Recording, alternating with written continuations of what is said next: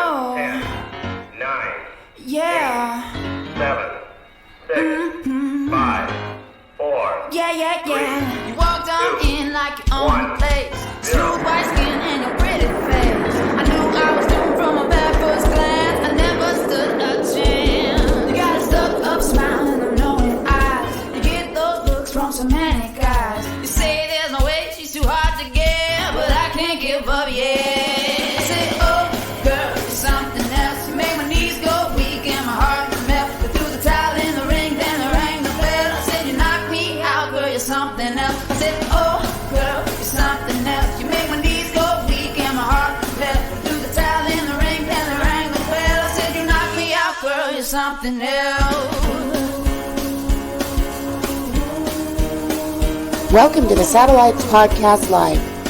Your guests tonight are Harry Mock, Danny Fingeroth, and David Baxter. We are live again from El Paso, Texas, with the El Paso Youth Symphony Orchestra. Here are your hosts, Jerry G. Angelo and Aubrey Christine Trujillo. Something else. I said, oh, girl, you're something else. You make my knees go weak and my heart left. But through the towel in the ring, then the rang the bell. I said, you knock me out, girl, you're something else.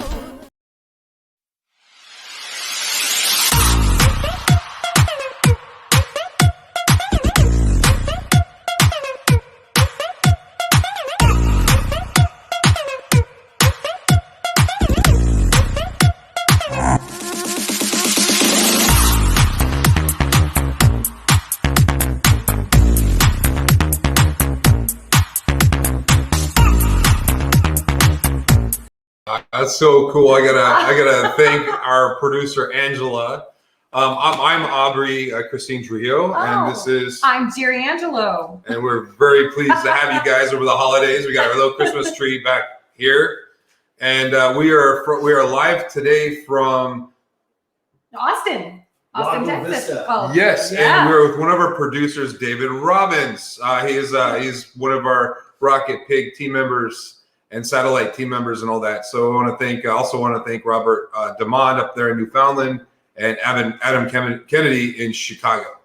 Thank you so much for a warm welcome, you guys. This is really awesome. Yeah, by popular demand, everyone was saying that we needed someone that was a little bit brighter and a little bit cuter and all that stuff. So we got Miss Captain America here. That's yes, I'm so happy to be here. And we have a really fun show tonight. Really, really incredibly talented, amazing people. I'm very excited to meet. So I'm excited too. Tell them who we're going to be speaking with. We're going to be speaking with Harry Mock first, which we're really, really excited about animal crackers. And he's got another fun thing in store for us. I'll let him tell you all about it. We're going to be meeting Danny Fingeroth, author and author of what? Stan Lee, his biography.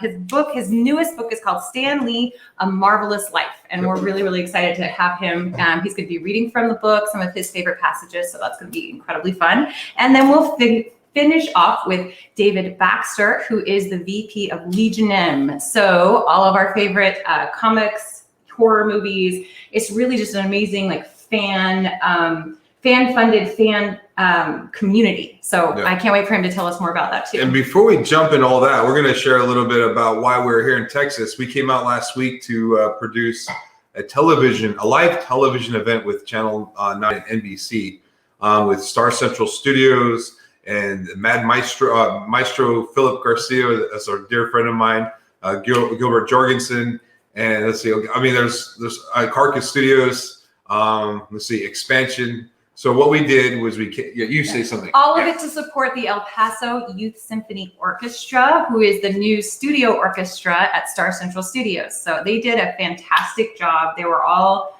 stars from start to finish. We had a fabulous Santa Claus right here. Oh, Smile yeah. Santa. That's right. This guy right here. He wouldn't wear the hat because he said he was Santa yesterday. So I'm Santa today.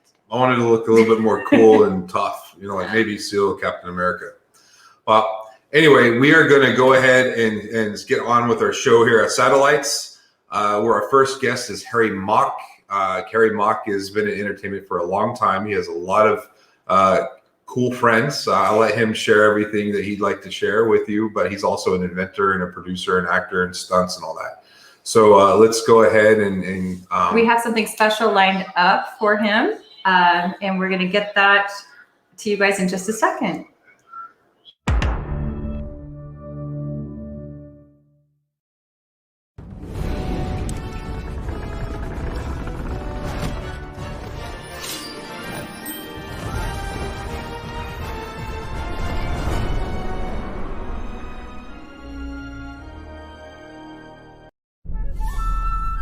Meet Owen and Zoe.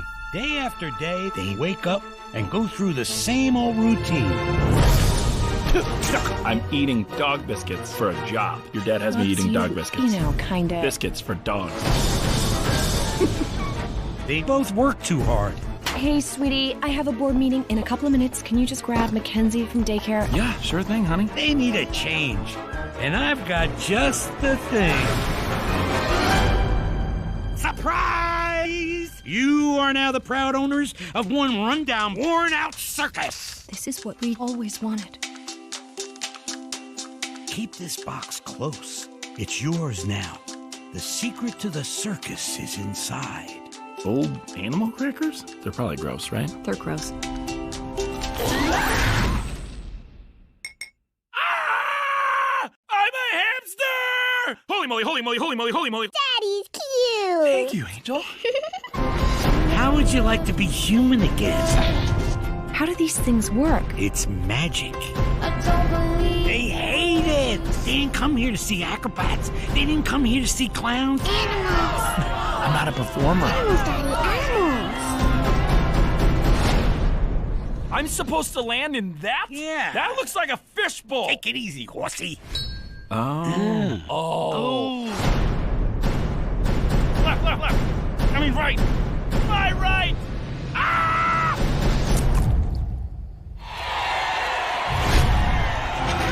They say a circus is a lot like a family, but every family needs that special something that holds it all together. Fantastic. That's how the cookie crumbles. Oh no. Check out these specs. Look at him go. Look at him go. How is it that he gets paid Look more at than him me? go. I don't know, honey. Does it bother you when I'm this close? Your breath is not great. Yes. This is too close.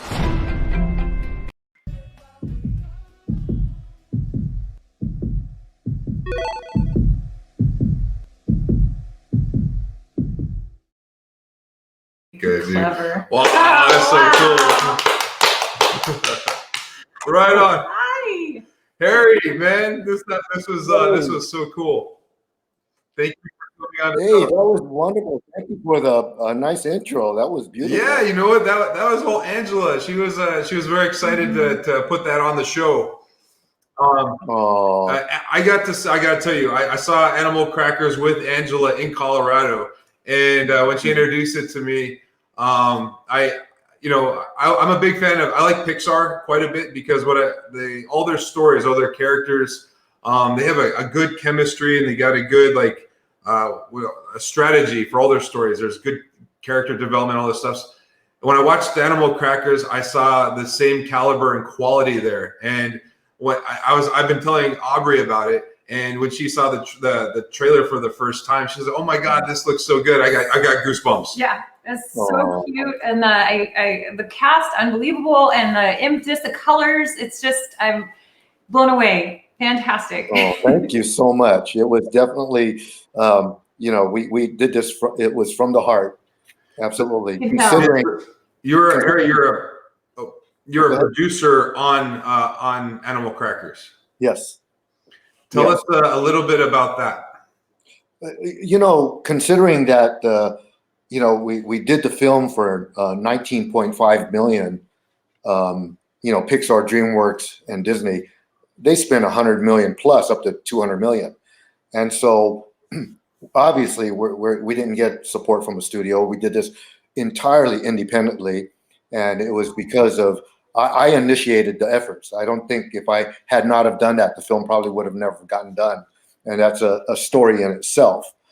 So Scott Sava, who was the brains behind the creativity and was also wrote, produced, and directed, just is an amazing talent. And we used to produce together back in the early 90s at Atari Games. And that's how I knew Scott. I was actually in one of his games, you know. Which and, one? We were doing Bounty Hunter. And then there was another one too that I did was, Guardian of the Hood. Guardian of the Hood. That sounds Guardian of the Hood. I don't remember that, yeah. One second, you guys. I just wanted to let you know we got booted on YouTube, Harry. Sony just blocked us. What? Oh, okay. Okay. So we're not live on YouTube anymore. Oh, because of the song. Yeah. Oh. Okay. Interesting. Okay. Well, that is for. So are we still live right now? I think we're still on Facebook. Looks like Okay, we're still cool. on Facebook. Well, So we'll keep continue on. rolling. It's a learning process. We'll figure this out. Keep rolling. Great Yeah. job. Yeah. I probably maybe could have been able to warn you about that as well, but it was sounding so good. Yeah. And next time we'll just get the right permissions, Harry. Yeah, it has to do with the licensing. And Yeah. Sure, Yeah, That's that why I makes made sure that we had all of the proper things so that they knew exactly where it came from. yeah, Carry on. yeah, and a lot of Keep people. going. Hey, Facebook friends. Yeah, it happened to me before. A lot of people are not aware of this, but I also produced and directed the first ever Jimi Hendrix music video. Really? Yeah, long after he died, I did it in 1997 for Janie Hendrix, who owns the entire library, and it's an award-winning music video, best music video, best direction, and I had posted it on YouTube, and they snatched it off of there. Did they? Oh, Yeah, what a they shame. did. Oh, So I understand, it's Sure. all have to do with copyright and all that stuff, right? yeah. So Harry, how long does it take to make a feature cartoon, or at least An animated, yeah. Yeah, animated features take some time. I know that my godfather, James Hong, who you guys, I'm sure you were of, who played Lo Pan in Big Trouble in China, and was also the voice in Kung Fu Panda, who played the panda's adopted father, who did the soup noodles. Oh, that's right. Yeah, that's James Hong. Oh, my So goodness. I remember James, talking to James, and he'd be saying, "Yeah, I got to go work on, go back to do some more voiceovers on Kung Fu Panda." And a year later, they called me and I got to go do some. And I'm like, James, how long has this been taking? Over 4 years. It took them over 4 years to do that. The first one? Yeah. Wow. Oh, I didn't realize that. That's what they take. They take 4 years, Wow. And but we're actually proud to say that we got ours done in about, I'd say, 2.5 years. Oh wow. Wow. Okay. We got ours done in 2.5 years. We all have our own animation facility in Valencia, Spain, award-winning facility that we've partnered with, and such incredible talent, and they're the ones that gave it that real vibrant look, that Aubrey that you were talking about, the colors. Yeah. And everything, right? So beautiful. Yeah, absolutely amazing. So it took us a while. What's crazy about this was just absolutely mind-boggling crazy, is that it took us longer to get distribution for this than it did to make the film. Really? And that's because you're dealing with Hollywood. We're fully independent. They tried to take advantage of us. And going back to before Harvey Weinstein got his stupid butt in trouble for the stupid things that he did, that he offered to fund us $10 million to do the film, and we're like, $10 million? That how do you do a full animated feature with a A-list cast for $10 million?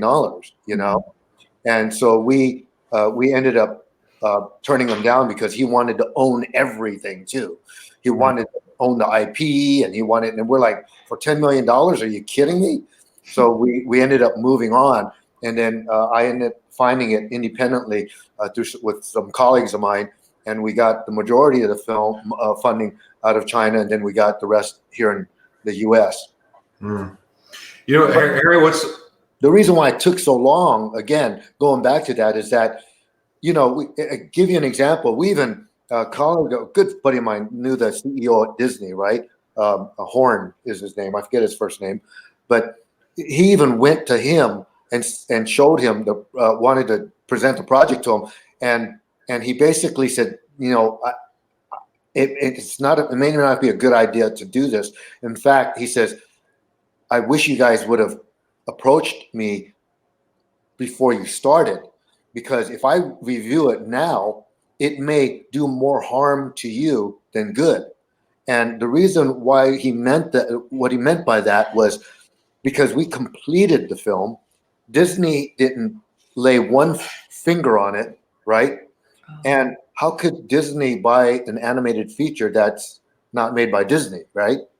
You know, they just, you know, then they didn't do that. And if he would have looked at it and already knowing that he couldn't take it, he would hand it back. And if anyone found out that he reviewed it and gave it back to us, then the word would have got out that Disney turned it down. You see, wow. and he didn't even want to look at it because he didn't want anyone to have any hint that he would have looked at it, because he knew he would have had to turn it down.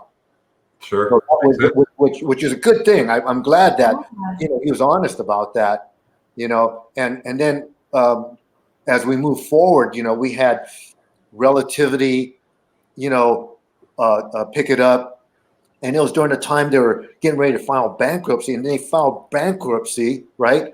And then we're like, oh my God, we don't want our film to get caught up in bankruptcy with Relativity. We need to get this film back.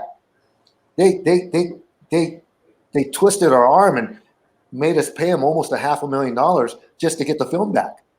You know, I'm telling you, that's the industry is just not. It's not a friendly industry in a lot of cases. No. I've experienced it. You really have to know how to work your way around it. And I've managed to do it even with my first film that I did, a horror cult classic I did called The Vineyard. You know, we actually, my first feature out, all my investors made money, you know, because it's very specific how you do these projects and how you go about it. So what happens is that with Animal Crackers, then we went to another company and they wanted to take it, and then they couldn't do anything with it. And then what really upset me was Byron Allen took it, and he sat on it, and he sat on it, and he sat on it. And for over a year, he sat on it. And we kind of figured out that he probably took the film to leverage his finances, because if you show that you have all these properties, right, you could borrow against it. You could borrow against that. And then he goes out and buys the Weather Channel for $300 million. And then over a year later, he says, okay, here's your film back. I mean, it's ruthless. So, but what I can say is we were blessed in the sense that we got to deal with Netflix, and we got it during the time when this whole COVID thing happened, right? And it forced people to stay home, and people wanted to be entertained, you know, and the studios weren't going to release any animated features, you know, because they wanted to be it's a theatrical, right? Why would you take our theatrical and stream it, you know? But we did it. And when I saw it, Harry, it was #1 on Netflix too. Well, it hit #2 out of all movies. #1 was a live action, which made Animal Crackers the #1 animated feature in the world for 2020. Congratulations. That's incredible. Yeah, the Bullet Man. That's the Bullet Man. Tell us about Bullet Man. Oh, Bullet Man. Oh, wow. So, Harry, I like the ways that go about relationships. What's awesome about you, I'm a producer as well. What makes us good at what we do is that we are not just producing. We are so many things in our lives, and it's all those life experiences. And we're not afraid to go out and to plug into our people every walk, whatever they do, if there's a way that they have something that's that could be utilized into these unique situations with filming, we invite them on and say, hey, if this is something you want to do, you come on board. Oh, there you go. Yeah, Sly and I go back to 1984, and he personally hired me for Rambo 2. Originally, I was supposed to double some kicks for him, and that never happened because of all the political BS that was on the set. So I ended up taking the arrow to the head. Oh, wow. And pinned to a post, and a bunch of other stuff on there as well. So I've known Sly. We've maintained a nice relationship throughout all these decades. And prior to starting doing the voiceovers for all the cast, I remember I saw Sly like maybe about 6 months prior, and we were getting all the animatics ready and doing the character designs and all that stuff. And I saw Sly, and I said, I told him, I said, hey, how are you? Hey, how you doing? And I said, hey, I got a surprise for you, man, but I can't tell you about it right now. And I'll tell you when I'm ready. He goes, really? And he goes, yeah. I go, okay, let me know. And so 6 months go by. He's in the recording studio. He's there, just by himself in the recording room. I'm in the control panel, right? Control room. And when he was all done, I went into the studio, and I said, hey, surprise. And he looked at me and goes, hey, what are you doing here? And I said, remember I told you I had a surprise for you? I said, I'm one of the producers on the film. And he goes, oh, really? So we had a really nice chat and everything. And, but, I visited him. I probably visited Sly on about 4 of his film sets, and just to go there to visit him, and he was always gave me that respect, and took time, even when they're right in the middle of filming, held up filming just to chat with me, and then I was like, oh God, I better let you go because people are looking at him like, who's this guy, but he's that type of guy, he's a great guy. Harry, I'd like to know a little bit about you, where everything started for you. What got you involved in the entertainment in the first place? What was your first steps? Or well, I started martial arts at an early age, and I remember back in the early 70s when Bruce Lee first came out. Oh my God, who wasn't a big Bruce Lee fan, right? I mean, seriously, who wasn't a Bruce Lee fan? We all, not me. Everybody wanted to be like Bruce Lee. The only difference was that, I was a little bit closer to it because I was Chinese. Wow. So, yeah. So what happened was that I realized what I wanted to do in my career when I started, early on in my freshman year of high school.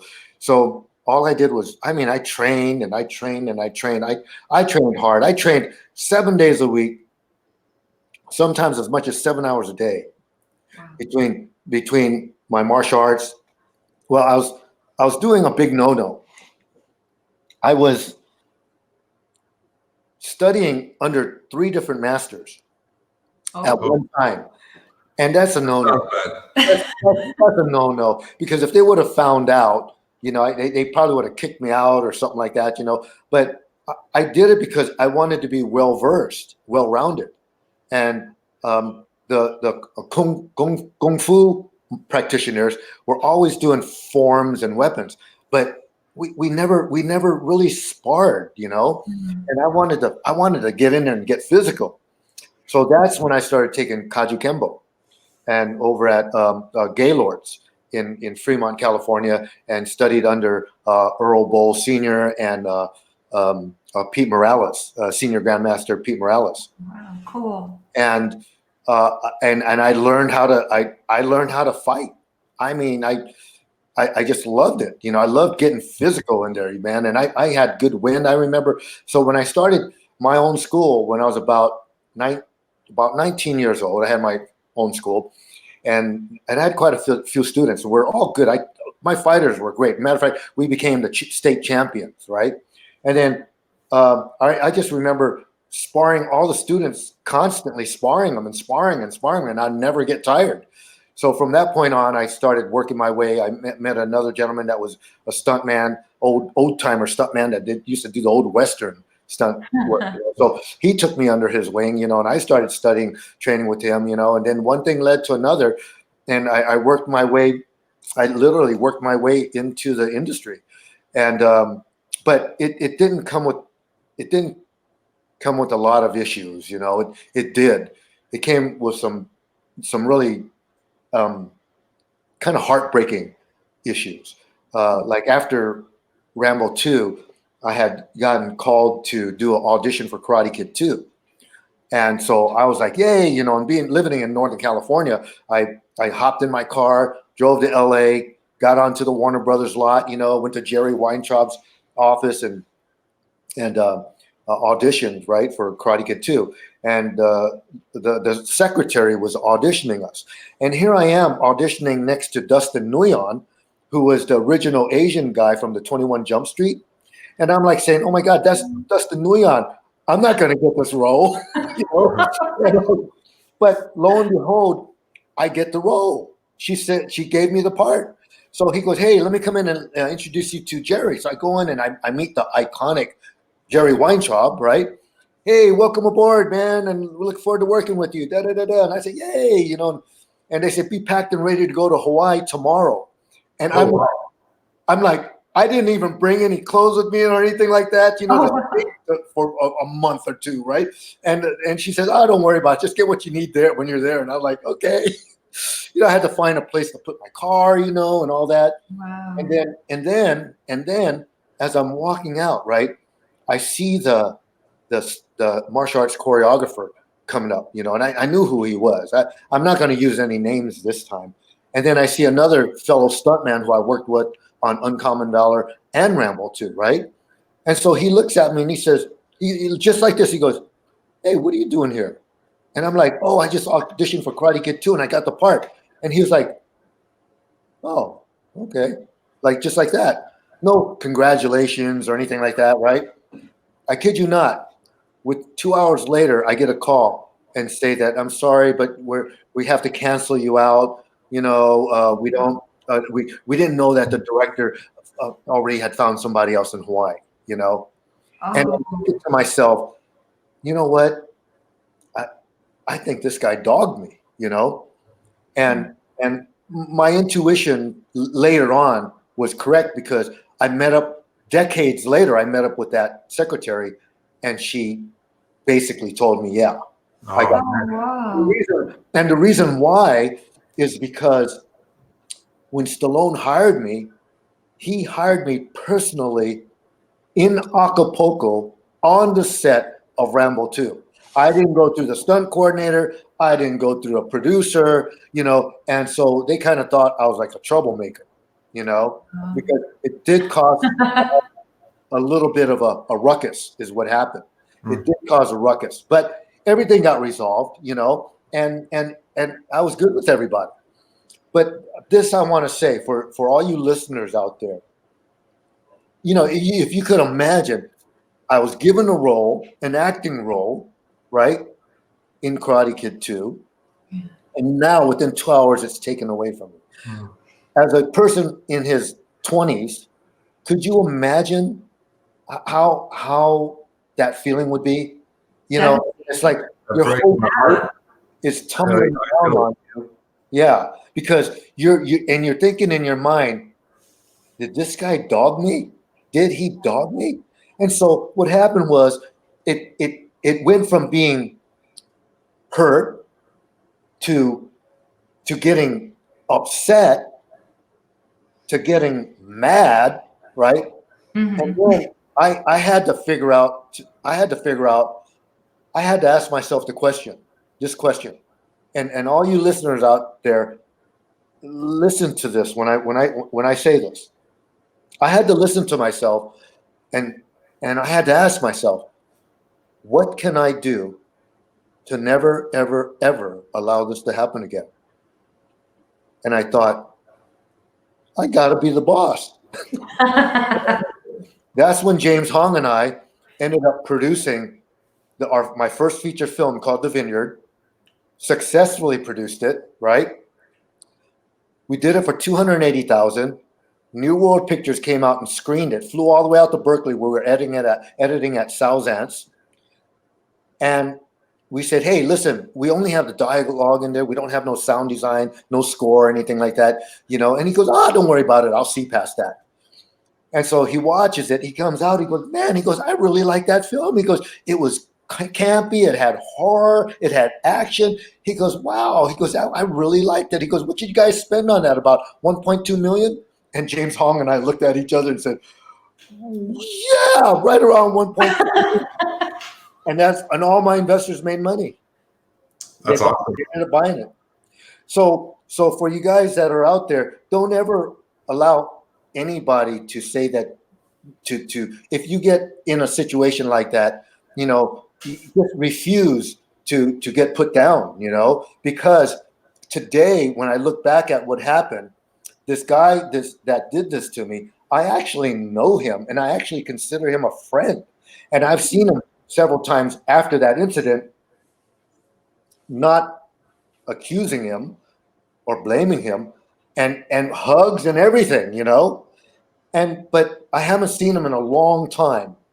But when I do see him, because now that I know the truth, I want to embrace him, and I want to embrace him, and I want to thank him for what he did, because had he not did what he did, I would not be an award-winning producer, award-winning director, award-winning writer, and award-winning actor. That's incredible. Wow. That's incredible. Yes. Wow.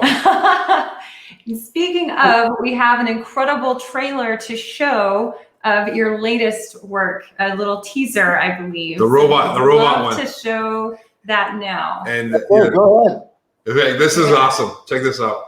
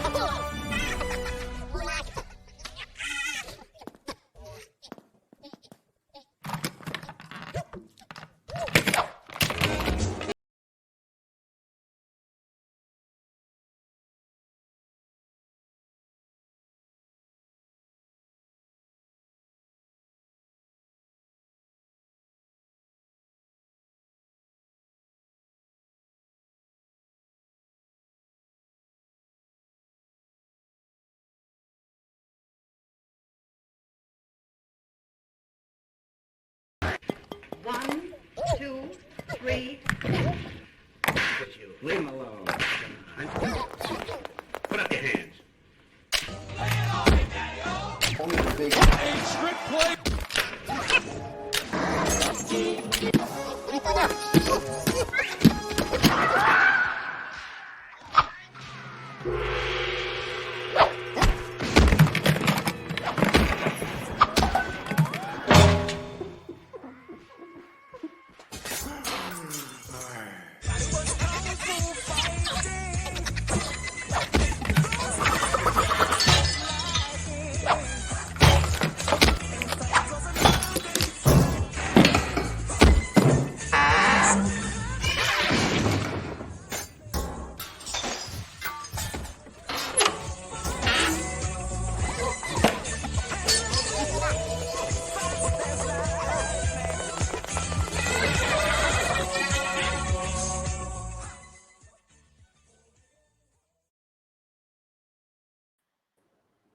Oh, wow. Wow, that looks so good. Every kid in the world is gonna want one of those robots. Oh my gosh. I want the whole one. collection. How cute is that? Once again, Scott Sava, my colleague, one of my best buddies, the creator of 20 different IPs. What Scott did was early on. I remember Scott was just absolutely amazing when it comes to artistry. Doing artwork and everything. He's done comic books.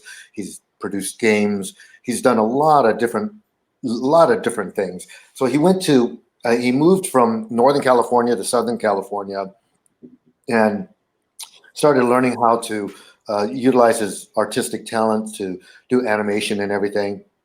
Did work for Fox, for the Saturday morning cartoons. He's did comic books for Marvel and DC Comics. And I remember I went to go visit Scott at his home, and his wife was pregnant with twins, Wow. and he says, Harry, I think I want to do something special for my kids, I think I'm going to start writing these children's books so that way when they get old enough, I could read them with the kids, I said, Scott, that'd be a great idea. So he started writing, and he wrote 20 different books. He published 15 of them, and we have a slate of animated features that our intentions is to do as many as we can. That's so exciting. That's really exciting. And you can pass some of them on to RokitPig, and then we can be partners, and we can be the next franchise. So. Yeah, there you go. There you go. Well, cool, Harry. We have some other guests that we're gonna be having us join, and you'll be sticking around with us and being able to continue on talking with us. So we're going to be inviting Danny Fingeroth into the room. His latest book, Stan Lee: A Marvelous Life, is a biography of Stan Lee, who we all love and adore. So there he is. Hi, Danny. Welcome. Oh, we've got to unmute. I think you're on there. mute. Well, hold on a second. Hi, Danny. We're waiting to unmute that mic. Wait. Can you see?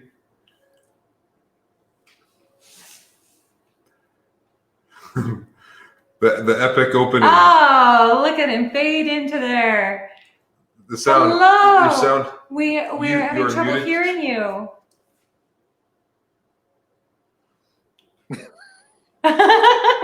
Little fan. Fix our hair. We'll get camera ready here. It shows that he's muted. Yeah, Angelo will Danny, you're on mute, sir. Please unmute yourself. Yeah, he might. You're right. I'm mute. There.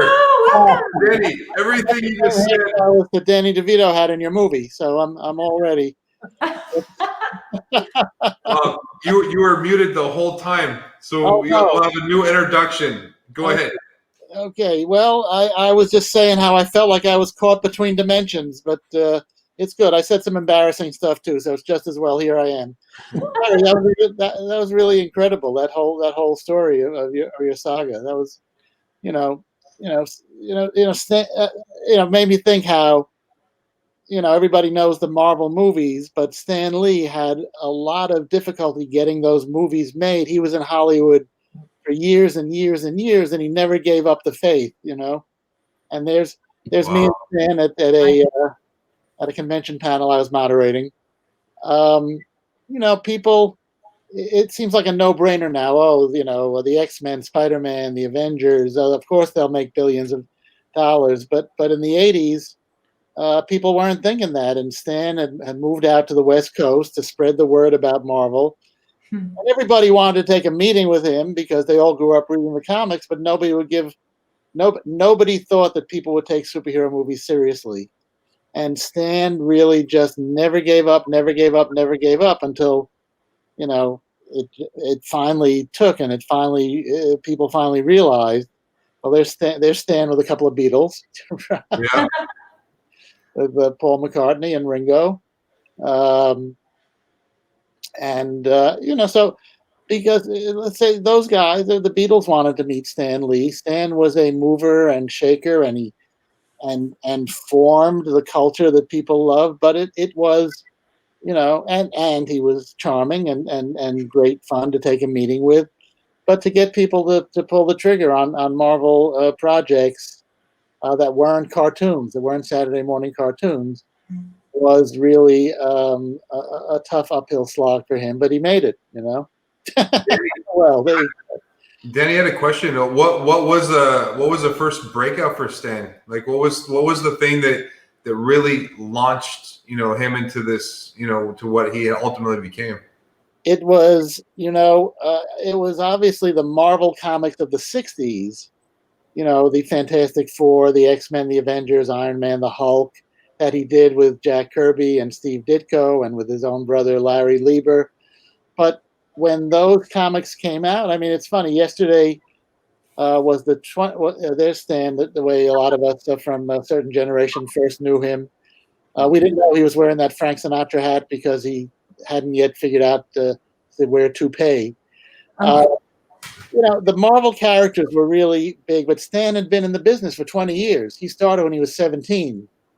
And so he had 20 years of experience. He had an incredible career that lasted 75 years, that had dramatic ups and dramatic downs.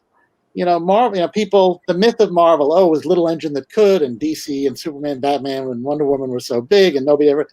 Marvel in the 40s was huge. In the 40s and 50s, Marvel was putting out 75. These guys have nothing to do with Marvel. These have absolutely nothing to do with Marvel. I don't know why. They're geniuses. It's Bill Gaines and Al Feldstein, but I have absolutely no idea why their photo was there. Well, Danny, let's. Who are you? For people who are watching, they're just coming on. Who is Danny? Oh my God, I asked myself that. I was a writer and editor at Marvel Comics for about 20 years.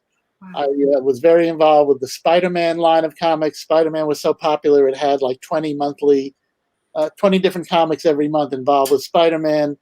I gave notes on the original James Cameron treatment for the Spider-Man movie. So I was involved in a lot of Spider-Man. I wrote a comic called Darkhawk. I even wrote a comic called The Dazzler. There you go. You guys did your homework, except for the Al Feldstein and Bill Gaines picture. But and in the years since I've written, I've worked. I was one of the pioneering people in online internet comics, where I worked with Stan there on some digital comics he was doing.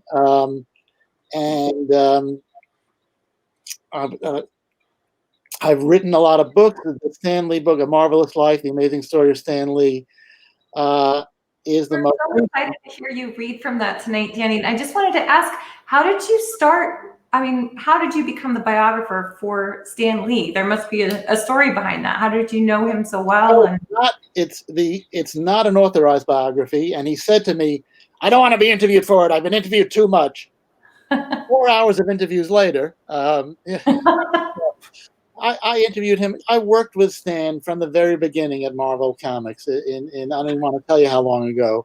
I worked with and for him at Marvel, at various internet companies, and I would never claim that I was his best buddy, but I was friendly. He respected me and knew my work. Obviously, I knew his work from the time I was a little kid. I was in the first flight of Marvel fans in the '60s. And then I became his regular moderator at the Wizard World conventions by his designation. He wanted me to be it.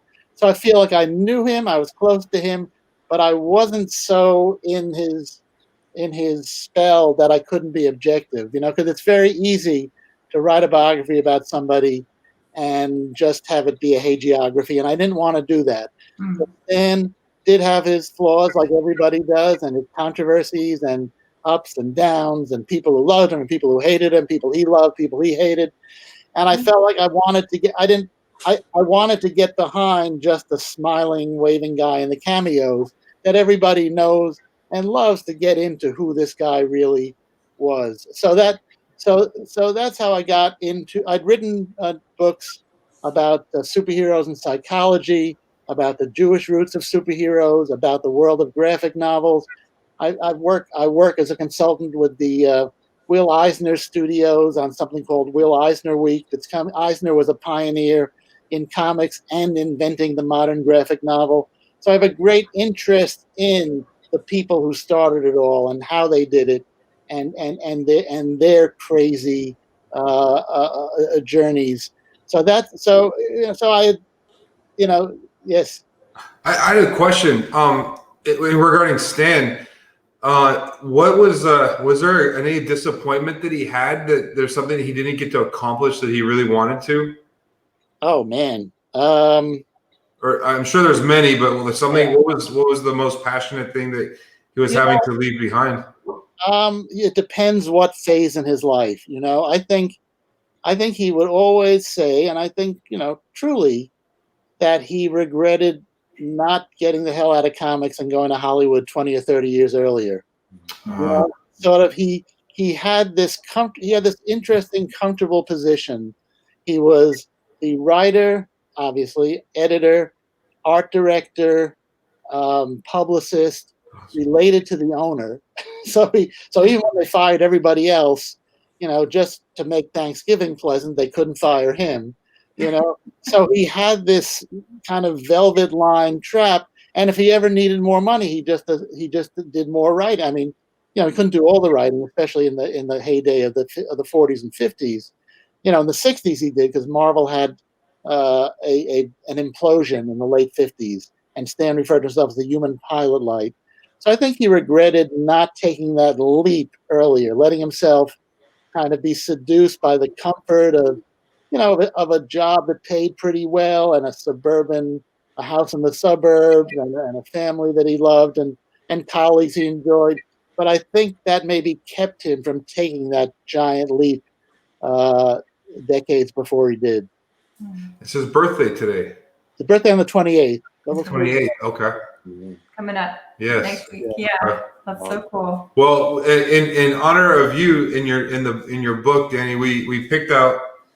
We got these shirts. Captain America. Cap is my favorite, and he looks amazing in a Captain American shirt, right? And I got extra small, so it does, but extra small, so I can look like Harry Mock. Yes.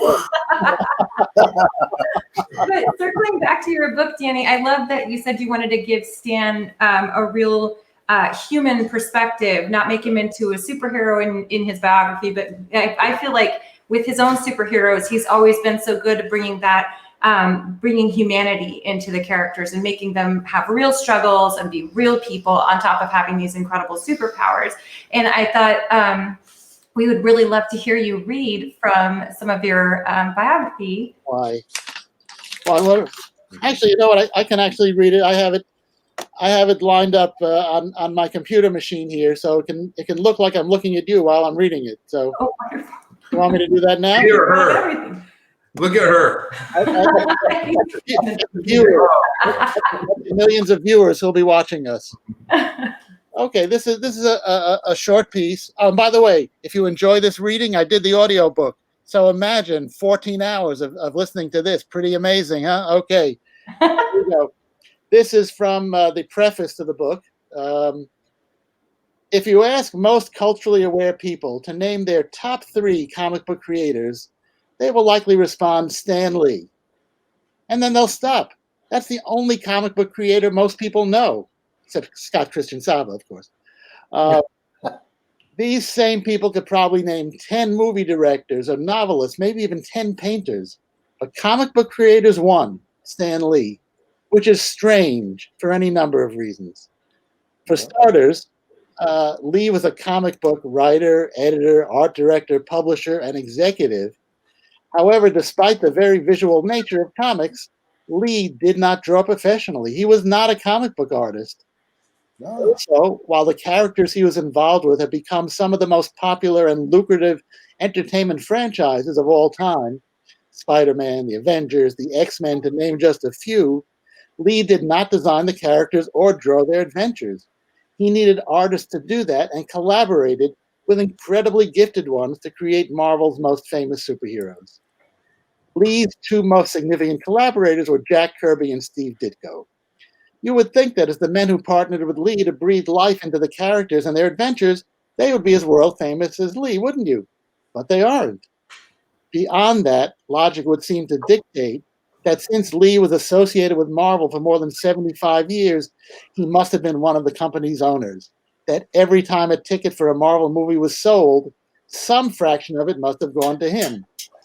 That, however, is not true. Lee was always an employee of the company, a well-paid one to be sure, but one who owned no percentage of any of the characters he worked on there. And yet Lee became the voice and face, not just of Marvel Comics, but eventually, whether he intended to or not, of comics in general.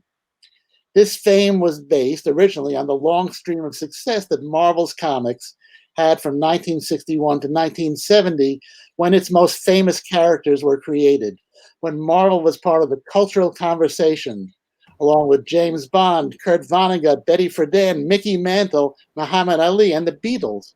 That's 10 years in a life that lasted more than 95 and a career that went for almost 80.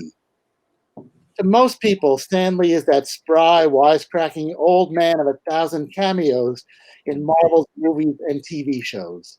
They're not sure exactly what he does or did, but they know he somehow was involved with Marvel in its earliest days and that he's adorable, like a charming, mischievous elderly relative you see at weddings and funerals. You're not really sure how he's related to you, but he's always fun to schmooze for a couple of minutes, and you walk away with your smile on your face. For those who know something of comics history, Lee was the co-creator of the Marvel Universe and the main, for a long time, the only promoter of the comics and the people who made them, who at a certain point had his name above the title as the presenter of the comics, and who spent recent decades doing unspecified show business in Hollywood. Many of those who worked for and with him, Stan Lee was a great boss, providing them with regular assignments, concerned about them and their families, and who inspired them to do their best work.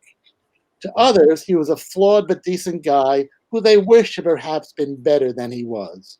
And to a small group of comics fans and professionals, he was the most dastardly of villains, exploiting victimized artists who did all the real creative work, while he was just a lucky, slimy manipulator who was in the right place at the right time.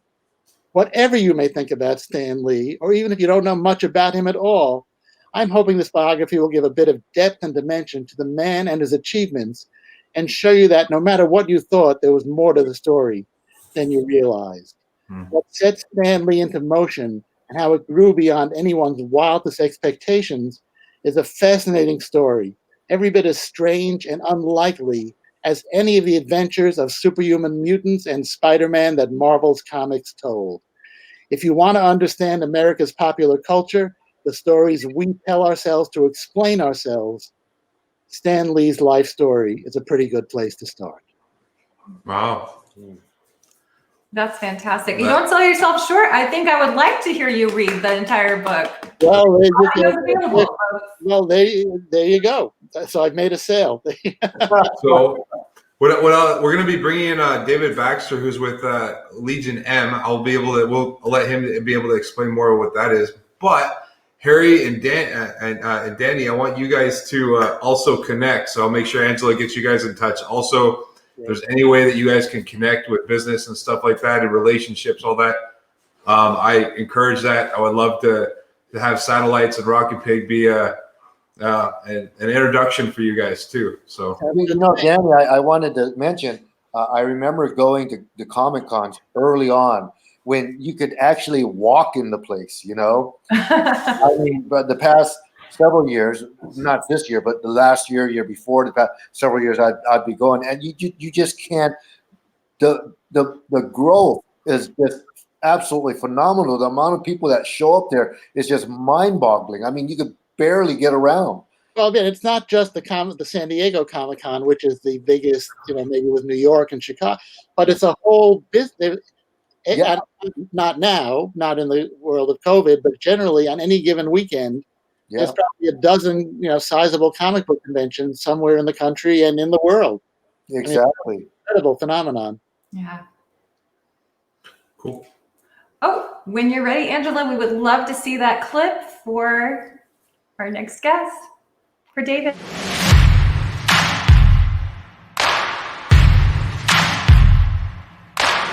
Get that tingle? You know you're watching something that's going to change the course of history.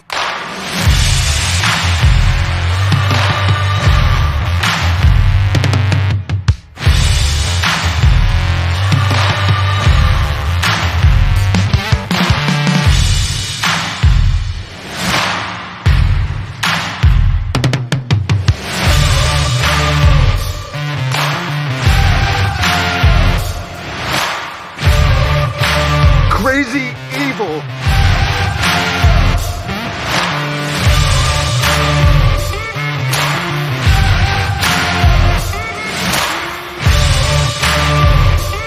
Tell me a story in any language you want. War! England's at war!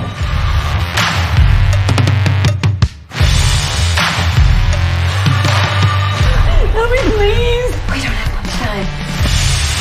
Dude, the guy's outside. Where the hell are you? We are so excited to work with the Legion on this movie.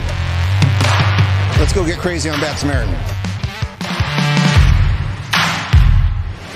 Okay, and this my head with life mate, Silent Bob. Get you guys into costume because you're going to the movie. Oh, wow. You guys are gonna be extras.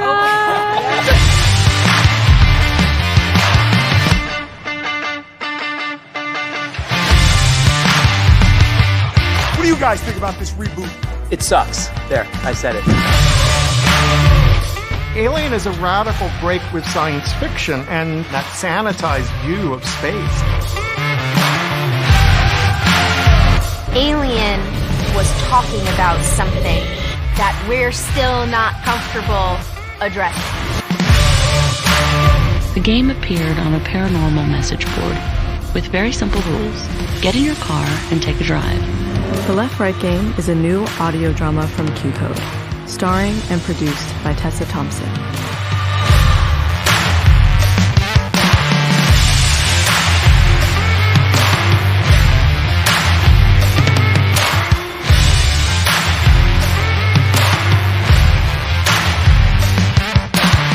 The premise of the movie is that a couple, John and Sunitha, go upstate to be off the internet for a week, and then aliens attack.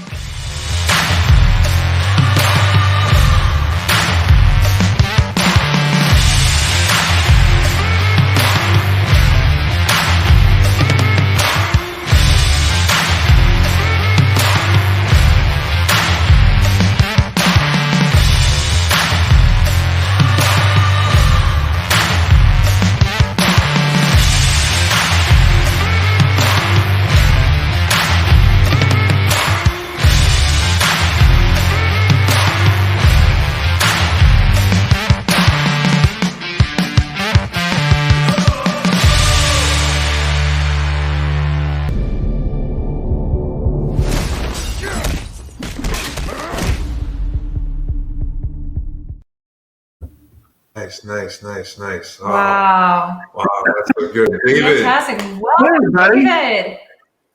Hi. Wow, that stuff looks really cool. Looks Sort of weird. That's some good stuff. We want to introduce you. You already got to meet Danny and Harry backstage in the green room. Sure. So here we are. Yeah, no, and I'm fans of both of these gentlemen. Your bodies of work. It's awesome. So the company, anyway, I'm David Baxter, Vice President of Development for Legion M. We're a film production company, but the weird and unusual thing about us is that we do not have financing from corporate America or venture capitalists.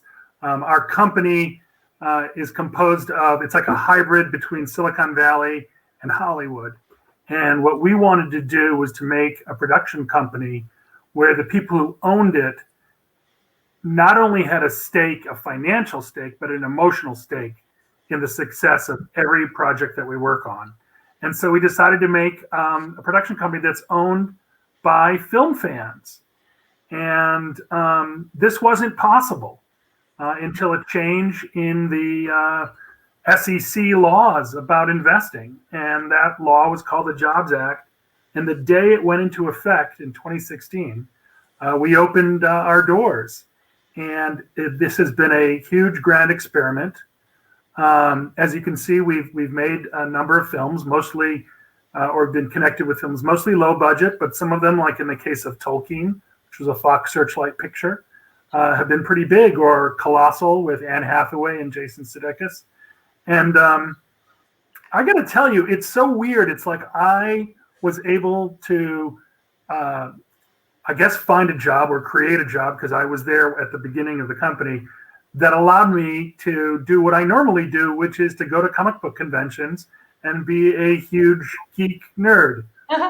There, you can see me. That's a younger me with the head of Sideshow Collectibles and Stan Lee. I was the Darth Vader for Sideshow Collectibles. Sideshow Collectibles, you could probably see around my room, there's statues everywhere. I was their Darth Vader because I am 6'8". I'm the same height as the guy who last played Vader in Rogue One, and I was the official Lucasfilm Darth Vader for the premiere of Attack of the Clones. And so I'm a major geek. So I'm geeking out having you guys here. But I'm super excited to be on the show. Great to meet you, Aubrey. Great to meet you, Jerry.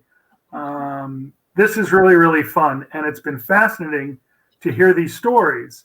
And Harry, yours was really inspiring, as, just listening to Danny and stories about Stan.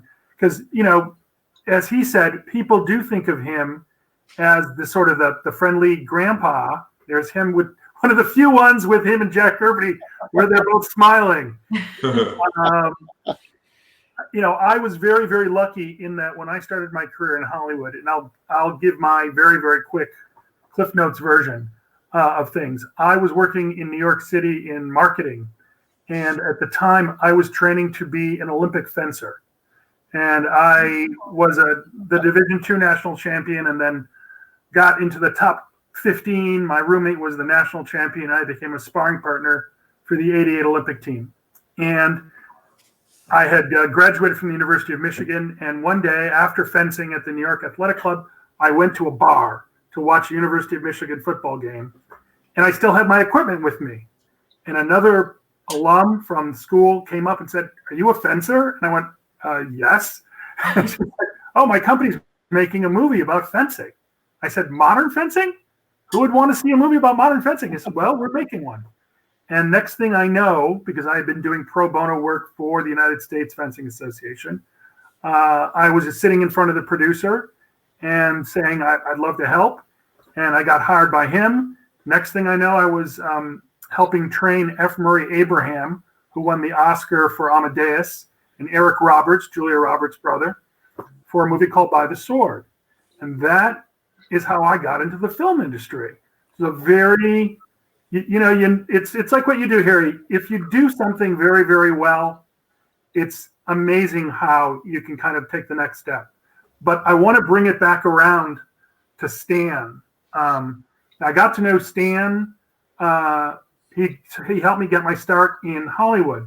And there's a weird connection with you, Harry, is that the actor from Animal Crackers, Danny DeVito, was responsible for that. Oh. Because I ended up meeting Stan in the early 90s. He'd come out to Hollywood to try to get movies made. At that point, I don't even know if Captain America had come out. There had been like The Punisher, Captain America. There were these, attempts at it. The Cameron thing hadn't gone anywhere. And right. Danny, I want to find out whether you did the organic web shooters or what was going on with that. Can you hear me? Can I be heard? Yeah, you can be heard. Okay. Yeah. No, that was Cameron on his own. That he did. He brought that up to me when I read the treatment, and they were the organic web shooters. Yeah, creepy as hell if you think about it. Yeah, and really, if it was anatomically correct as far as a spider, they'd be coming out of his butt, not his rib. Exactly. But anyway, so to make a long story unbearable, Danny, I was at a party. I was invited to a party. I had never been to a Hollywood party in my life. Every major star from the 90s was there. Tom Cruise, Nicole Kidman, cast of Taxi, cast of Cheers. And I didn't want to talk to any of them. I saw this old guy and his gorgeous wife, sitting just at this table, and it was Stan Lee. And I don't know if you have that picture, Angela. Oh, well, this was what, 30 years before that? But when I was 10 years old in 1975 was the very first Marvel Comics official convention. It was held at what I believe is now the Hyatt. And I went there and met Stan Lee. And I was kind of became obsessed because I had read his Stan Lee soapbox. And, you know, as you said, what Stan did better than anybody else, I always think of him like there's Steve Jobs and Steve Wozniak. Kirby was Steve Wozniak and Stan was Steve Jobs. He was an incredible promoter. But the thing that he did back then, I mean, I remember just being sort of inspired by meeting him. But when I met him again, the first thing he said is, "Why do you want to talk to me? There's all these movie stars." And I said, "Well, Stan, you write the things that these actors say." And he sort of stopped. He nodded like, "Yes, you're correct." And then he became very interested in me and asked, you know, what I was doing. And I had come out. I wanted to produce. I actually wrote a note to Stan. And on the other side, you'll see that back in those days, they had these cardboard cutouts of the thing. You could stand behind it and put your face through it. Yeah. Wow. Yeah. There's a very, very weird serendipity involved in all of this. But what Stan did, and I think it's the greatest superpower anybody can have, is to help somebody understand their own potential or to make them think that they have their own potential. That Stan, that was very near the end of his life. We had put on a party for his birthday in advance. And we had gotten a hand and footprints ceremony put together, which was financed by the fans. I mean, again, going back to this power fandom, we're living in an age of fandom when fans really, you know, can get things done. And Stan he's the first person who believed in me and basically said, "Oh, you like comics? You want to write? Well, why don't you write a movie with me?" And he literally, I mean, I had to get a lawyer and, you know, and I started working on a movie with Stan. And then the movie ended up not going anywhere because Marvel was bought by Toy Biz and they pulled everything away. But I remained friends with him, and I worked as a development executive and as a writer, and I was working for Audrey Hepburn's son. And we started the Audrey Hepburn Foundation, and we brought Stan on as a board member. And we stayed in touch over the years. And then when we started Legion M, and this is sort of that final circle, you know, I told the guys who'd founded it with me and Terry Luberoth, our CEO, there's like four of us. I said, "Look, Stan Lee is the king of pop culture. I mean, he is. And I want to tell him about this." So when I told Stan what I was doing, he said, "David, that's such a good idea. I should have thought of it. All my fans." And I said, "Well, will you repeat that if a reporter asks you?" And we made when we first started the company, we made the front page of the LA business section with Stan doing that. And the credibility of Stan Lee saying that, I feel we owe a great debt to him. He really made it possible for this company to move forward in a very powerful way. And, I also got to know Jack Kirby and his wife, Roz Kirby, very well. I used to work on Star Trek. People don't know this, but Jack Kirby almost wrote an episode of Star Trek: The Next Generation. I had no idea. Wow. Yeah. Yes. And he died, he died in 94, I think it was in February.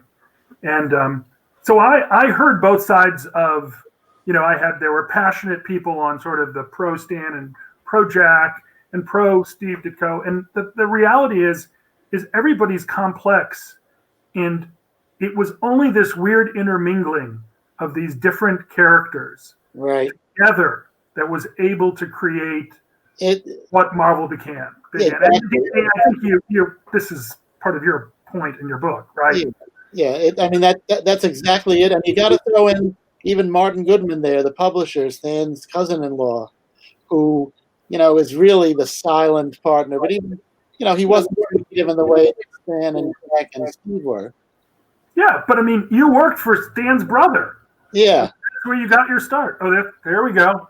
Very good. Wow, you really know, you know your stuff about me. Yeah, I speak to Larry all the time, and he was, they had a very complicated relationship as well. Larry Lieber, who many of you know from the Spider-Man newspaper strip, or is the co-creator of Iron Man 4 and Ant-Man. Larry was the guy who scripted those stories. And yes, a lot of things about Stan. One thing I was glad that I got to do just before he died. I'm a consultant to this Marvel traveling exhibition that's been all over the country and breaking records in Seattle and Philadelphia. And now it's in Dearborn, Michigan at the Henry Ford with limited attendance because of the COVID. But I was able to get Stan to write a foreword to the catalog of that exhibition. And again, I don't know if it was the last thing he wrote, but certainly it was among the last things. And I was so pleased that he got to be a part of that thing that really validated. If you haven't seen the exhibition, I recommend it. It's or even just the catalog you can get online. I'm from Detroit. As soon as I get a vaccine, I'm on a plane to see my dad. Good. You should definitely, because it takes Marvel from the very first, literally the first comic called Marvel Comics in 1939, all the way through. So it's not, if you love the movies, it's got lots of stuff about the movies. But if you're a comics fan or want to know the history, it's a very comprehensive and exciting show. And I was a curator, and Ann Nocenti was, if you know her work from Daredevil and X-Men.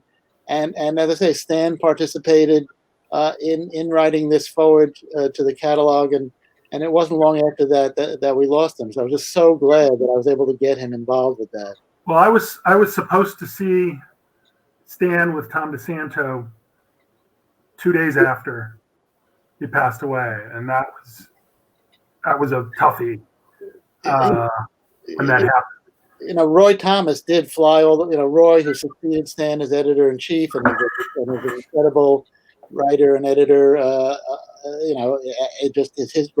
Roy's history is incredible. He went to visit Stan, and even literally 2 days before he died, Stan's mind and wit was still active. Roy says, "How are you?" And Stan says, "This getting to be 100 isn't as much fun as I thought it would be." The only time that I really saw him sad was the death of Joni, his wife. I mean, their love story is worthy of a movie in and of itself. I mean, literally. And they were married almost 70 years. Yeah, that's correct. And she died about less than 2 weeks before the handprint ceremony. Right. And we know, and I know that. I mean, I talked with her. Joni was, excited about the idea of it, just because Stan is a lover of movies. I think like Errol Flynn and Robin Hood I think that might have been his favorite movie, or Scarlet Pimpernel maybe. All those classic action movies. Yeah, and that's so. I mean, Chadwick Boseman, another somebody who left us way too soon. Yeah, he was so. His speech at that handprint ceremony was just stunning. Wow. And at the time, he knew it was already. He knew he had cancer and didn't tell anybody. An amazing person. Anyway, I don't want to go on and on and on, but I will say. Just in general, if you're a big comic fan, if you're a big pop culture fan, go to legionm.com, check it out. we're trying to do something that has never been done before. We've got great people, working with this. Kevin Smith, I think if anybody has inherited the mantle of pop culture king, he was certainly the prince.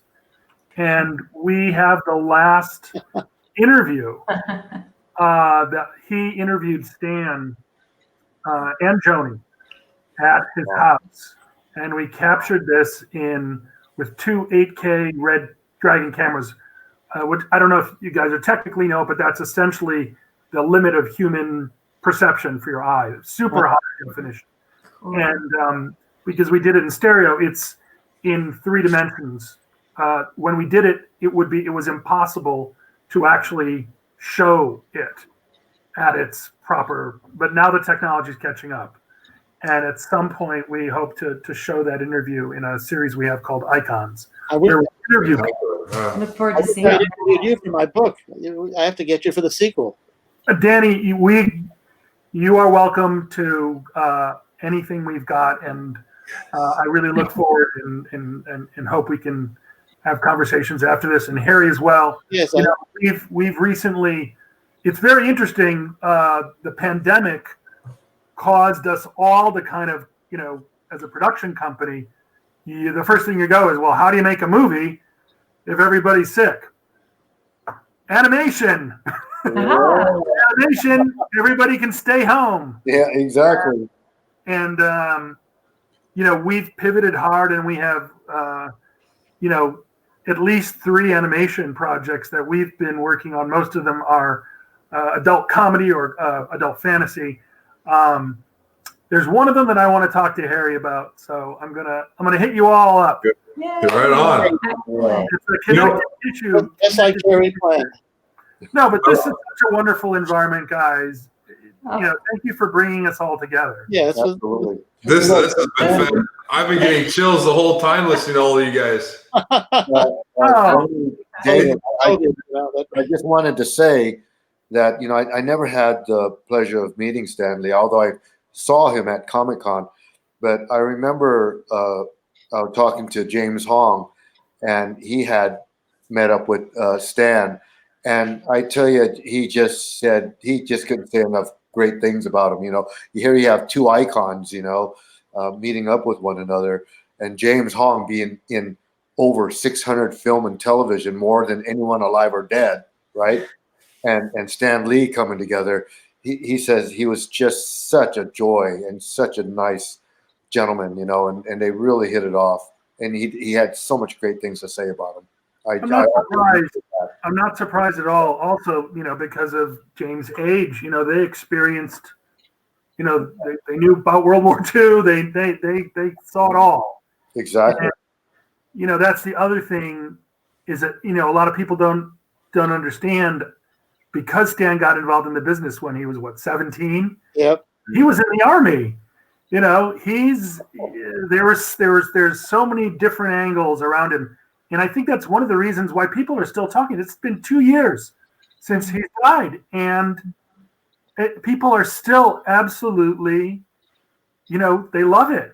And just when you start at something so young and do it your whole career. One reason I wrote this book, which I happen to have the cover of here, was because Stan's life is the history of comics, and de facto the history of pop culture now. Just this thing that started as, the comics industry started literally in the back rooms of garment factories in New York and Manhattan.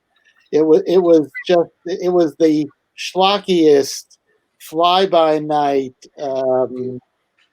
crooked business, and that it became what it's become is just astonishing. And Stan, he wasn't there at the beginning. He came in 2 years after the beginning. That's about as close, to the beginning as you can get. And so his life really just is that through line of the whole business and what it became. That's amazing. Yeah, I think we're all indebted to his, if nothing else, to his showmanship and his willingness to keep at it. Because as you say, Harry, Hollywood is not an easy place to navigate.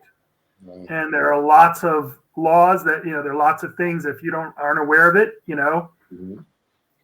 But lessons are to be learned, and you learned yours, and it led to the career that you had. And I'm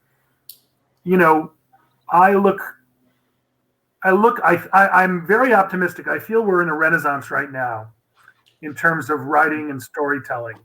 And I think Jack, I think Steve Ditko, they would all be smiling to see the way that their characters have been portrayed. I think with each new version of these movies and the reboots, they keep picking up more and more little things that relate back to their origins. Right. And I can't believe it. I mean, I grew up. Yeah. I can't believe it that I'm seeing these things, that were cheesy cartoons from my childhood that were like, they used to like take panels from the comics and just sort of move them around. And again, the amazing thing, I mean, as you say, they, Stan, Steve, and Jack, to say the least, did not always get along. And yet I feel like my book in some way is a love story, because I think that, when people say, oh, they hated each other, or, oh, they would, this, this money should have gone here and that credit. Oh, not to say that's not true, but these guys had very complicated love-hate relationships that resulted in these characters, and it's just, to me, it's fascinating, and I tried to express that in the book, because comic fans and movie fans, we all like to see everything in black and white, and superheroes versus supervillains and cosmic battles, and there's absolute good and absolute evil and absolute right and absolute wrong. And these guys this was complicated, partly to do with the fact that they were all looking to get out of comics because they saw no future in it, and yet somehow, boom, boom, this stuff happened. And he wanted to be a novelist, right? I mean, I thought, didn't he want to be a novelist? Yeah, he was the president of the Future Lawyers Club in high school. He wanted, he wanted to do all sorts of things. He wanted to be. I think more than anything, he wanted to be an actor, though. I do too, and I was very, very happy he got to at the end. Yeah. So I think that people say, why do you do those cameos? Getting paid scale. Why even bother? Because he loved. And and anybody who was friends with him even before he was famous, before the different hair arrangements, just said, if you went to a party with Stan and Joan or at Stan and Joan's house, it was the Stan and Joan show. They just loved showing off, And I mean, my experience of Stan is that and David, maybe yours is similar. He wasn't that much different privately than publicly, just quieter, just not you can't be that loud in a restaurant and not get thrown out, Yeah. No, and that was my experience. I mean, I've seen him be angry. I've seen him, you get to see all these different sides at different times, and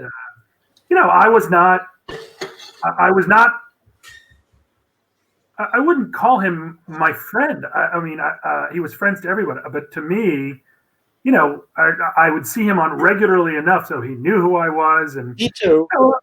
And he was so sharp, and he did understand like relationships and how people. I think one of the things he was able to do and get this great work out of people because he studied personality. He people, thank you very much for that, because people undersell him as a writer. They say, oh, he was a terrific editor and a great promoter. He was an unbelievably good writer. I mean, because he understood human emotion. And I got to bring something out. What did I say? I'm sorry. Whatever I said, This is cool. This is a panel of art. It's not the original art. It's a photostat from Jack Kirby, which I got, which was signed by Stan, and it's just this line. I want to read this line. This is the Silver Surfer. I who have crested the currents of space, who have dodged the meteor swarms and outdistanced the fastest comets. I must resign myself to this prison, which men call Earth, because I dared give up the freedom of the universe to aid the hapless humans. And I must have no regrets. Whatever destiny awaits me, I shall be true to my trust, though I am a stranger in a world I never made. I mean, dude. And Stan and Jack were so talented, and that was a great reading, by the way. Stan and Jack were so talented that, like 6 months later, they satirized that story in Not Brand X, in which the highlight of that story was Reed Richard. You have to tell them what it is. You have to tell them what Brand X was. Not Brand X was Marvel's own satire of itself, like Mad Magazine, but for Marvel. Right, exactly. So it was Weed Richards and Dr. Bloom arguing over who owned more pairs of stretch socks. It had to be there. Google. No, but the thing is unlike DC, that was one difference between Marvel and DC is that Marvel had no trouble making fun of their own characters. Yeah. They could be deadly serious. And stand into a soapbox about the evils of racism, and yet then they could do. He could break the fourth wall with a funny credit box or a funny footnote, and still you'd be on the edge of your seat. Do we have time for one of my favorite Stan stories, Jerry, or do we have to? Yeah, let's go. Okay. You guys were making our experience very easy. You guys are just talking, and I couldn't be happier. You already made my 2021. The three of you. So I'm at one of the Wizard conventions moderating Stan, and Stan was supposed to be there Saturday, but he had a bad reaction to a flu shot, and so he missed it. And they sent a plane for him, and he comes. This is in Sacramento, California. So he comes on Sunday, and the president of the convention company gets up and he says to the audience. He said, Stan was supposed to be here yesterday, but he was ill, and he was almost collapsing backstage. He was holding onto the banister to get up. So he says, but we hope you understand that Stan's only going to do a 20-minute panel with Danny, and instead of the usual hour. But he's not feeling well, and what a trooper he's here, and and we're so appreciative. So okay, here's Stanley and Danny Fingeroth. We come up and we're talking, and people are flashing me signs, 15 minutes, 10 minutes, 5 minutes, end it. So I say to Stan, as they explained, you're only going to do 20 minutes because you had that, you weren't feeling well, and you came here and you showed up for the fans. So anything you want to say before we go? And Stan looks at me and he says, "Is God talking to you? Did he say we have to stop? I feel great. Let's keep going." Everybody backstage is flashing me signs. I have no idea what they mean and what I'm supposed to do. That's because that's how Stan was. Now you see a lot of older celebrities like that. He was energized by the fans and by the now I have to interrupt and tell you my story that follows that. This was at before you start, I gotta say, that's exactly how James Hong is. When he gets around those fans, man, and when he was tired, I mean, he just boosts them right up. Yeah. That's a perfect setup for my story. Perfect setup. Yeah. He would even start breakdancing for you. I believe it. Not.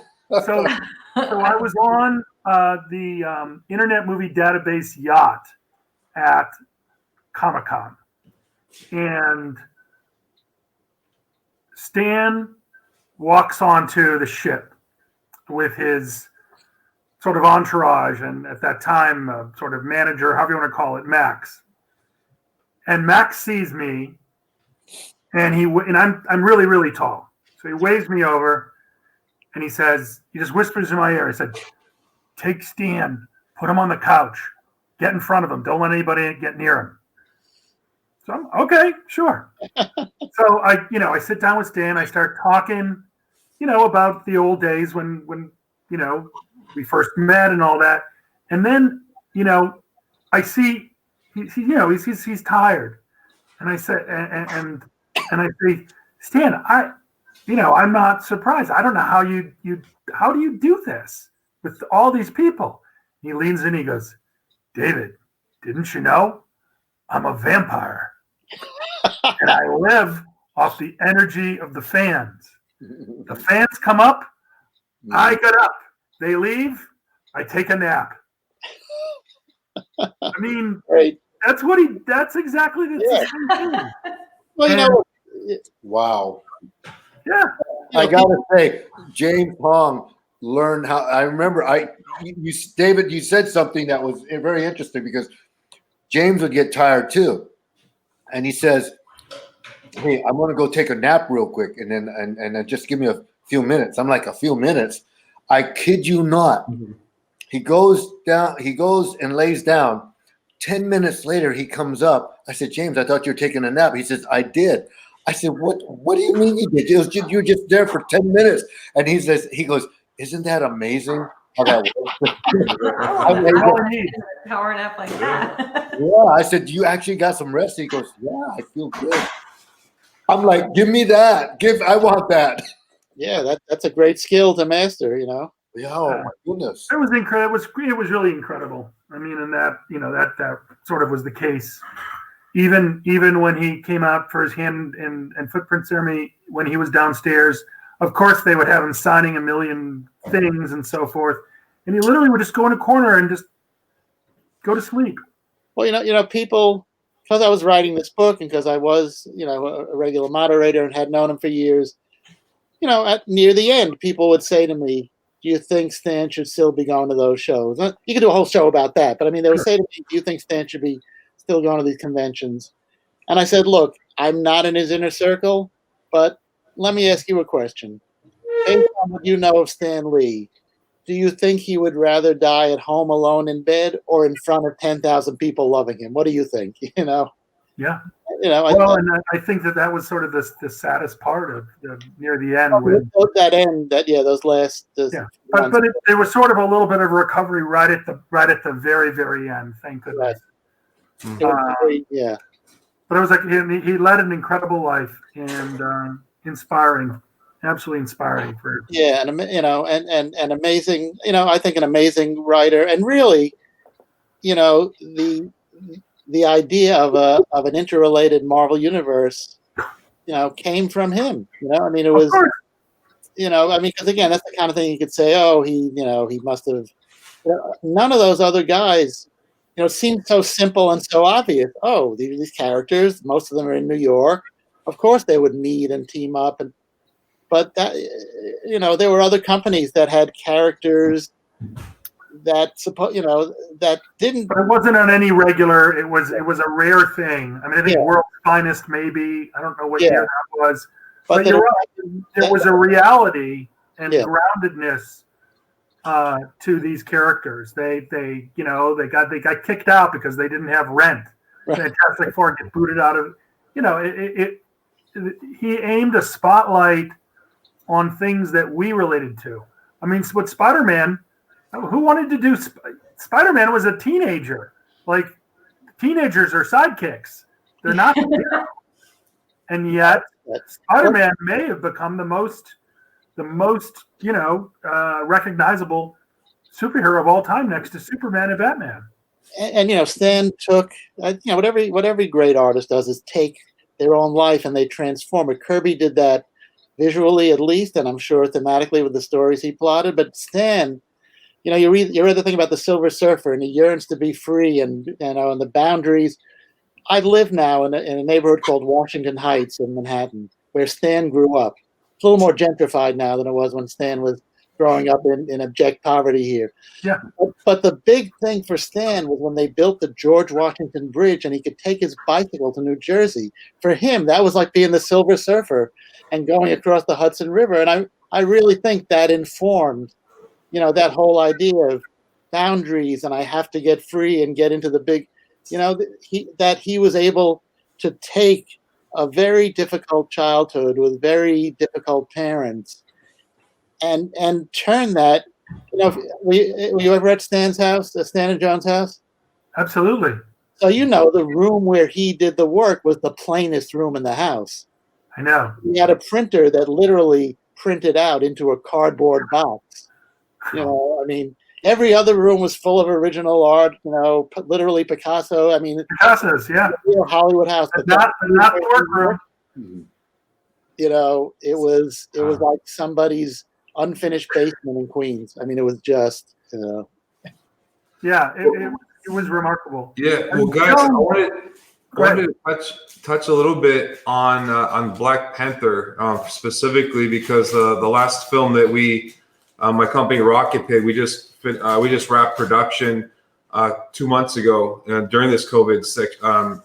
That's like the T-shirt here specifically was inspired there you go. See, that's our Roxy Trano, one of our special effects makeup. But I had this shirt made for the main character in honor and memorial to Chadwick Boseman, and so the main character's name is Samuel Chadwick, and on the front part of it, just like we wanted to have an emblem. It was, even though it's it's kind of like a Predator versus Aliens type of movie in the desert called Obscura, which Aubrey is the lead actress in, and she's leading all these Navy SEAL guys, and we wanted to have a logo. And so the front part is a claw, but it could be there's Aubrey there. It's the claw on the shirt is it could either be a panther or a bear, which is I'm called a bear. Me personally, as Jerry, is a bear, or my spirit animal is a hummingbird.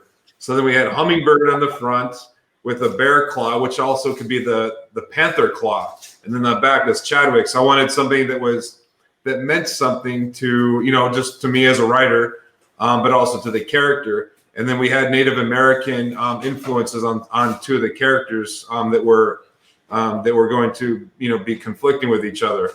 And so these types of characters are so powerful.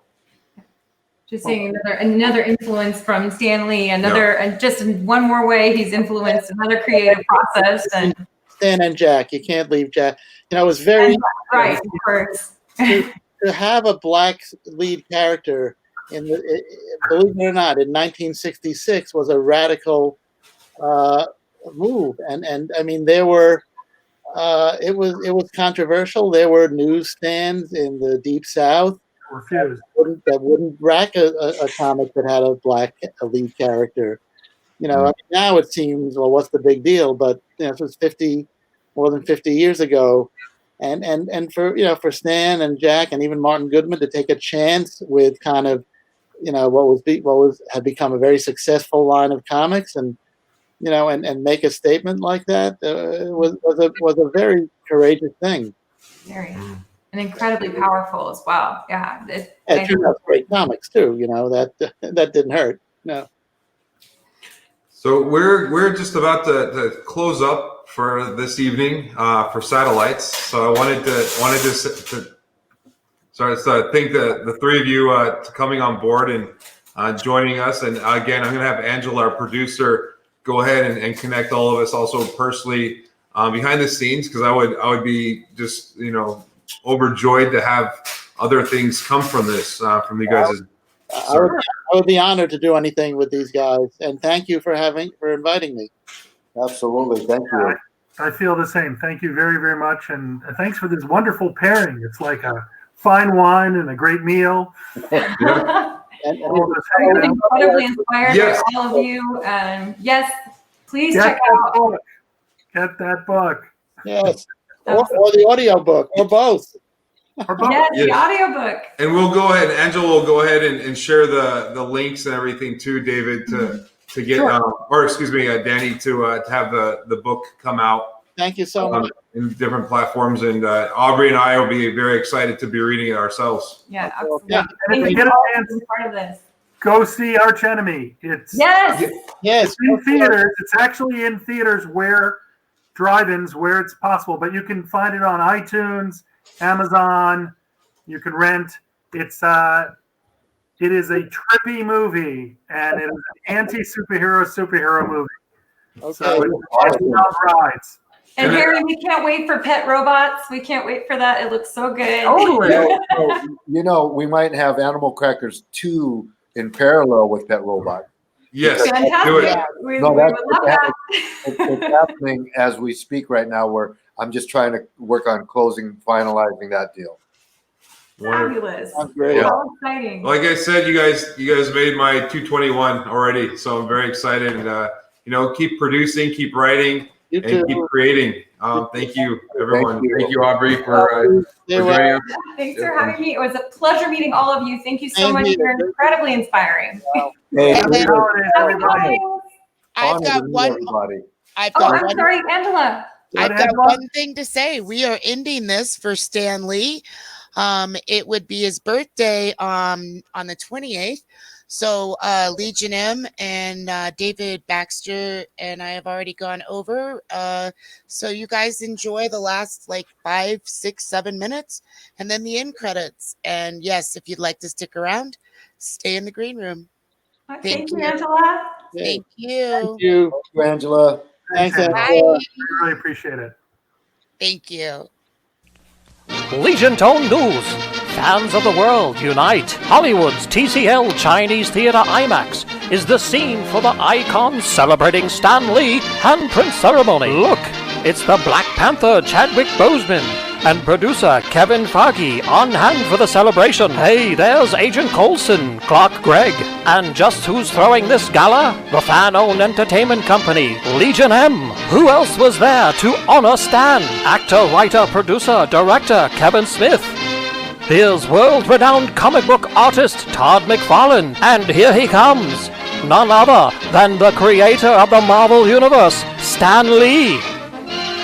Here's Stan being immortalized forever in cement. An amazing afternoon for an amazing man.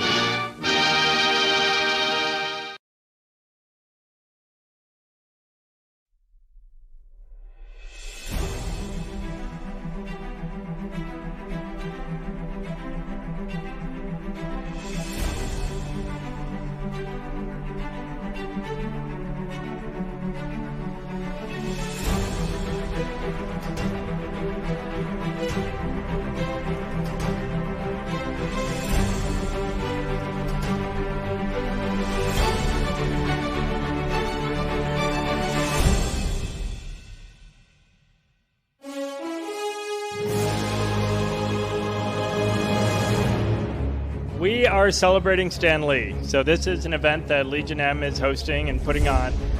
We're banding together with fans from around the world, thousands of fans, lots of companies, lots of celebrities. The whole industry has really come to support it. We're a fan-owned entertainment company, and our long-term goal is to have 1 million shareholders in the company. And it's an amazingly fun process to open the gates of Hollywood and allow people to come in. I think it's a great thing for people to finally come together and for fans to finally really have a place and a voice. Fans are always the best thing. I mean, Stan Lee has created the best fans. I mean, without the fans, we wouldn't be doing all the amazing movies we get to work on. The industry wouldn't be here without the fans, and sometimes I think they forget. I just think it's so great that Legion M helps fans actually be able to tell these studios what we want and show people what we want. I was told to have a few words because there'd be a few people here tonight.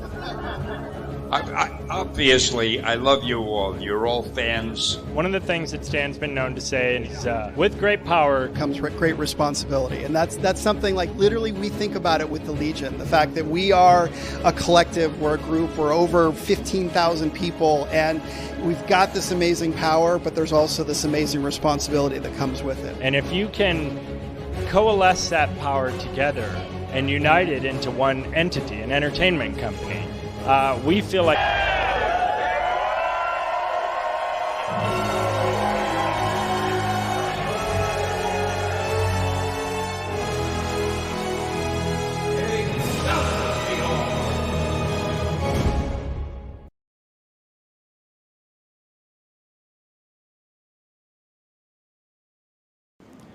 the immeasurable power of fans.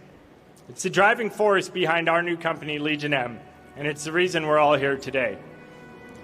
And no one represents the power of fans more than Stan Lee.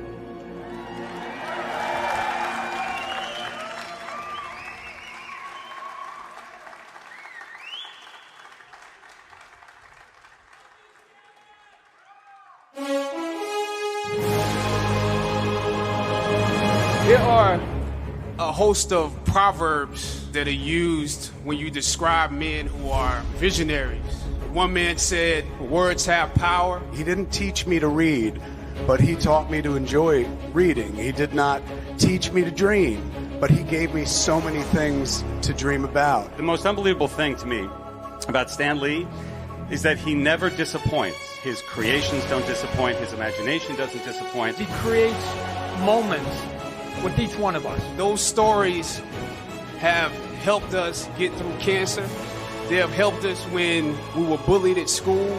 What you have done is godly to a certain extent. And now, here in this courtyard forevermore, people will know what I've always known, which is you have impossibly big shoes to fill. I was told to have a few words because there'd be a few people here tonight.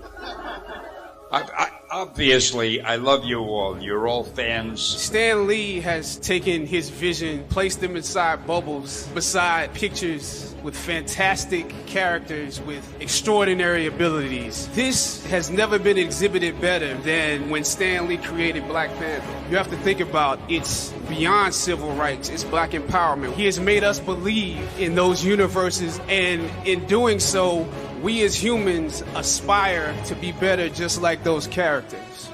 One of the things that Stan's been known to say is, with great power comes great responsibility. And that's something like literally we think about it with the Legion. The fact that we are a collective, we're a group, we're over 15,000 people, and we've got this amazing power, but there's also this amazing responsibility that comes with it. I've been the luckiest man in the world because I've had friends. Been lucky to have a wonderful wife. A lot of people call him the Mark Twain or the William Shakespeare of our generation, and I believe that wholeheartedly true. Shakespeare was pretty good, too. Thank you, Stan. Thank you for sharing the incredible worlds of your imagination with us. May we take it ever higher, or in other words, A-O-R.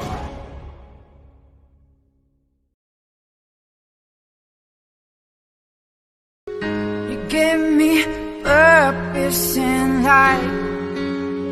Chase away the loneliness of my nights. Take away the helplessness that I feel.